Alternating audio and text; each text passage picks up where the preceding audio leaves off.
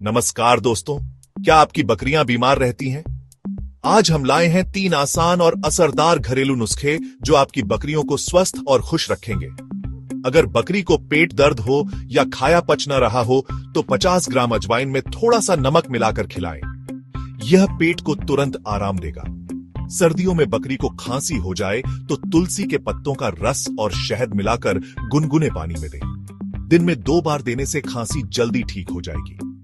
अगर बकरी कमजोर लग रही हो तो उसे गुड़ और सरसों का तेल छोकर में मिलाकर खिलाएं। यह वजन बढ़ाने में मदद करेगा। तो दोस्तों, इन आसान नुस्खों को अपनाएं और अपनी बकरियों को स्वस्थ रखें। वीडियो पसंद आए तो इसे जरूर